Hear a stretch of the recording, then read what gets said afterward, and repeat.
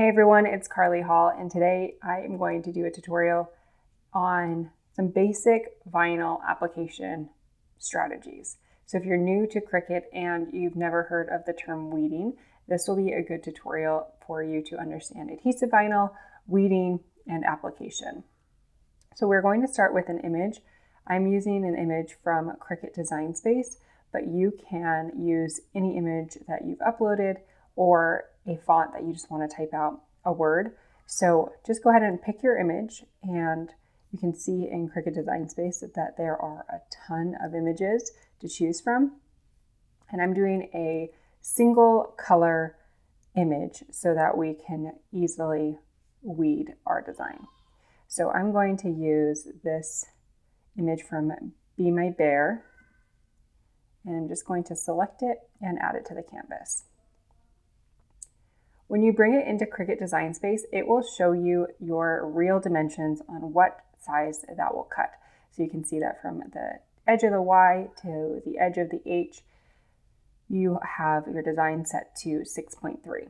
If you want that smaller or larger, you can grab the box and adjust it, or you can use the controls at the top to put exact dimensions into your Cricut. So I'm going to make my design, I think 5 inches will be good. Actually, I'm only going to do 6 inches. And you can see right here that this padlock is locked. So when I type in a 6 and click enter on my keyboard, it will resize proportionally.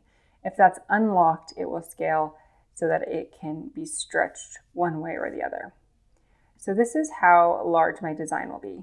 Let's zoom in so you can see this. Now, weeding is the process of removing the vinyl that you don't want in your design. So when we cut our design, we'll have just these cut lines and we need to peel away all the vinyl. To make this easier for us, we are going to add a thing called weeding boxes. To add weeding boxes, you'll use the shapes panel on the left-hand side, and I'm going to use a square or rectangle, doesn't matter which one, since we will unlock it. So here is my square, and if I click that padlock, you can see that now I can move in either direction to adjust my size. I'm going to take my rectangle and cover my design in areas that will make it easier to weed. So I'm going to make sure that I'm not cutting off any of my design. Zoom in. And then if I send this to the back by clicking the arrange icon here and send to the back, I have a little bit more control so I can see what's going on. I'm going to make sure that's not covering any of my design, and it looks good. And I'm going to highlight everything. To highlight everything, what I did is I took my cursor and I drag it over my entire image and then release. So on the right hand side, you can see that I have everything highlighted. When it's not highlighted, it's light gray. And when it's highlighted, it's dark gray. With everything selected, I'm going to click attach. Attach is like a paper clip. It holds everything together so that that rectangle stays in the same spot. If I don't attach it, that rectangle will move and it will cut on its own, and I want it to cut in this exact spot. I'm going to add one more weeding box around my entire design so that I can save as much vinyl as possible. So adding another rectangle, square, turning it into a rectangle, I'm going to unlock it and then stretch it around my entire design. We'll send that to the back. These do not have to be perfect, so you can overlap, the same cut lines. You can use your align tools and align them so that they're right on top of each other. Align top, align left, and then I'm going to adjust this to make sure that it's as close to my H and G. And then doing the same thing, I'm going to attach it. Now this might not make a ton of sense until you see what happens on the cutting side. So now my design grew just a little bit, 6.2 by 2.9. I saved my project by clicking the save button, and then we are going to make it. You'll want to ensure that you're selecting the machine you're using. I'm going to use my Cricut Maker 3 and then click Make It. I'm going to cut this on a mat today, so we are going to click on a mat, and I'm going to use my 12 by 12 mat. since I used the attach function, you can see that everything is on the same mat, and that's exactly what I want. If you have a scrap or you place several different colors on the same mat, you can move these around on your mat. You're not limited to the upper left-hand corner. If you want it to be on the upper right, you can move it. I'm going to keep it on the upper left, but do notice that there is a margin. You lose about 1/8 of material, and I definitely recommend you leaving that and not trying to fudge it where you put your material in a little bit to conserve material. This is a great way to make sure that your design is actually cut and you're not ruining an entire project. So when we load our material, we will load it all the way up in the upper left-hand corner and leave the gap for the Cricut in case there is any error in cutting. Okay, so we're going to click continue. And our machine will automatically connect to Bluetooth since I have that set up. If you don't have your machine set up to Bluetooth, you can use a cable and plug it in. Or if you need help setting your machine up to Bluetooth, make sure to leave a comment. I'm cutting regular vinyl, so I'm going to use the premium vinyl removable mat setting. You have other settings that you can choose. This setting works well for me. I do like to increase the pressure to more, and I will show you a little tip on testing your vinyl to make sure that it cuts through. Okay, so I have my vinyl. I'm going to cut this red adhesive vinyl. It's from StarCraft and it's permanent adhesive. If you have found yourself with a whole bunch of scraps and you don't know what materials are which, if you are struggling to determine if it's adhesive vinyl or heat transfer vinyl, one of the best tips is to just peel back a corner. So if you grab the corner and just remove it a little bit, if it's sticky, then it's adhesive vinyl and not heat transfer vinyl. I do have an entire video on how to tell the difference if you're struggling to figure out what material you have. So I have a standard grip mat. I've already taken off my clear liner, and I'm going to place this in the upper left-hand corner as straight as I can, and then just smooth it out. On the machine side, we are going to load the mat into the machine. So for the Maker 3 and other machines, it's pretty similar. There's little clips, and you'll want to make sure to load your mat underneath these clips or against the edge, and then click the flashing load button. So that will pull your material in. With the Maker 3, it will pull the mat into measure to make sure that you have the correct size material. And before I click my go button, I like to check my blade to make sure that there's no debris in it. So I am just checking to make sure nothing's stuck on there.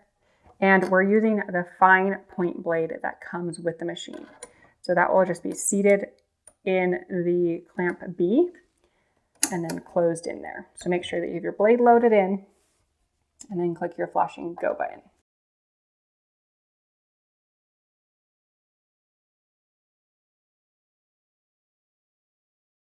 So my machine is done cutting. Now before I reach in and click the flashing unload button, I'm going to take a weeding tool, which is any tool that has a sharp point. You don't need to use Cricut branded tools. You can use anything. For a long time, I just used regular tweezers. And I'm going to hook my material in the corner of my design just to ensure that it's cut through. So you can see that I'm just grabbing the corner of my weeding box. Now, if this was difficult to pull up, instead of clicking the unload button, I would click the play button or the go button one more time. And that would set the machine to do another cut cycle exactly on top of my design. It doesn't look like I need to do that, so I'm going to click unload. But like I said, if it's hard to pull that up or it's giving you any trouble at all, just go ahead and rerun and click the play button before you click the unload. Okay, so we're gonna unload it. To weed our project, I'm going to leave it on the mat. Just rotate it towards me a little bit. And we are going to use the weeding boxes to help find our design. So I'm going to start with the outer weeding box, and I'm just grabbing it in the corner. It's a little difficult to see. I do like to weed my adhesive vinyl on my mat. So I just grabbed it with my hook, and then I'm going to use my fingers and go kind of slow. And you can see that this weeds super easily. And you can see that since I have a weeding box added, I can easily pull away that excess. If I didn't have a weeding box, when I went to go lift this area, I would have removed this entire vinyl sheet. Of course, you can cut down your material first, but I like to do this process and then cut down after I've weeded my project. Next, we're going to grab the other weeding box and easily remove that portion. Now, don't forget the insides of your letters as well. So we need to take out the middle of the O, the middle of the A, R,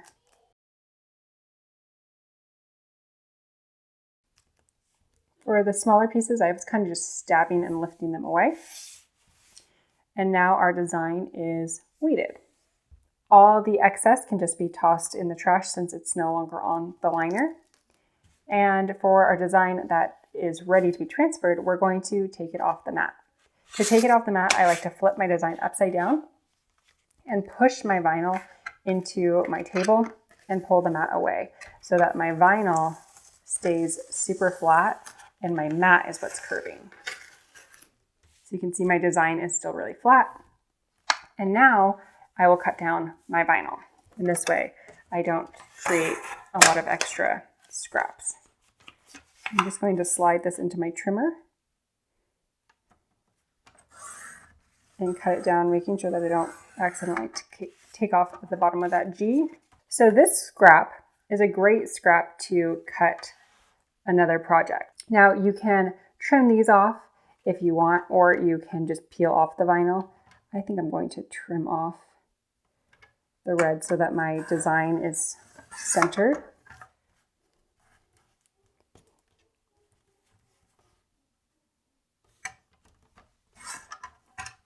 And then I do have a little red vinyl scrap on the bottom. So I'm just going to peel that off. And now my design is ready to prepare to transfer. When I first started crafting over 10 years ago, I did not know there was a thing called transfer tape. So I took every single letter and placed them and tried to keep them all aligned. But there is a thing called transfer tape so that you do not need to do that. I'll link to this transfer tape. I really like it. And it's plastic tape that we're going to apply over our design. There are so many different brands of transfer tape. Honestly, I think they're all pretty similar. I know there are people that will fight me in the comments about Cricut transfer tape being awful. Depending on what you use it on, I think you can get away with really using anything. Even a lint roller, the tape from a lint roller. So maybe one day I'll show you how any transfer tape can work. So I'm just going to peel open my transfer tape and stick it over my design. So it does not need to be lined up perfectly because we are going to trim it down. So I'm just pressing it over my design.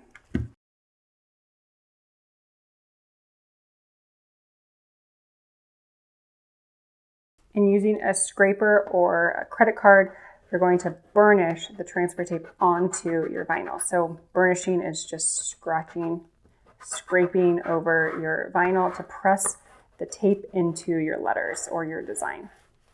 So I'm just burnishing that on, and I like to flip it over and do the back as well.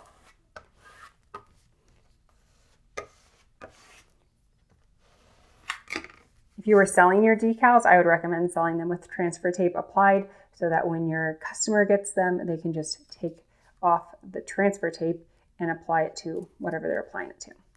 So to double check that you've burnished your design on completely, just peel back the transfer tape and you can see that the vinyl is lifting onto the tape. So now we're ready to apply it to whatever we want to transfer it onto. I decided just to use a piece of cardstock. I think it's really fun to add vinyl or even iron onto cardstock instead of using paper. So you eliminate the need for glue. So I'm going to transfer this to the center of my paper. Now, instead of just peeling off the liner and blindly transferring it, we're going to use a method called the hinge method. So we're going to place our design where we want it. If you want it in the bottom right or in the top or in the center, vertically or horizontally, place it wherever you'd like it. And then I'm going to use painter's tape.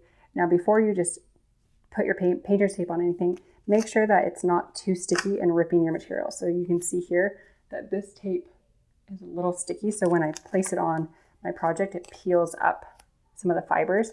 So a way around that is to de-stick your tape a little bit. So you can either put it on your surface or on your clothes and kind of just take a little bit of the tack away. So then when you place it on your project, it's not peeling up those fibers anymore. So that is a tip. You can see that I peeled up some of the fibers right there. So de-stick your tape if you need to, and then align your project wherever you'd like it. You can measure it out or you can just eyeball it. And once you're happy, you're going to stick your tape onto your project. And you can do a full strip right down the middle, or you can use little scrap pieces like I have here. So once you have it positioned, you can see that the tape is holding it down. I still have the liner on the back of my project. So now I'm going to peel up my transfer tape. My tape is holding it in place, and then using one hand, I'm going to trim off the liner on just one side. Then I'm going to roll this back down over my project and burnish it in place. Now this transfer tape will not rip your paper. So that is something to note. When I said all transfer tape works, you just want to make sure that it works for the application that you're using it on. So another thing to consider is, will your transfer tape peel up your project? All right, so your design is now being held in place with this side of the transfer tape. So I'm going to remove the hinge, my blue painter's tape. And you can see that that's the original tearing, but it didn't pull up any of the other fibers since I de-stuck it a little bit. And then I'm going to roll this the other way and peel off my liner this way. So now my liner is completely off, and I'm going to roll this back down over my project and just burnish it on. This will ensure that there's no bubbles in your project or under your vinyl. So we'll just burnish it on lightly over our entire project, and then grab a corner of our transfer tape and slowly remove that. I like to kind of just go at an angle. And you can see that this transfer tape is really great for paper since it does not tear up any of the fibers. And if you'd like, you can actually save this transfer tape by sticking it back on your liner.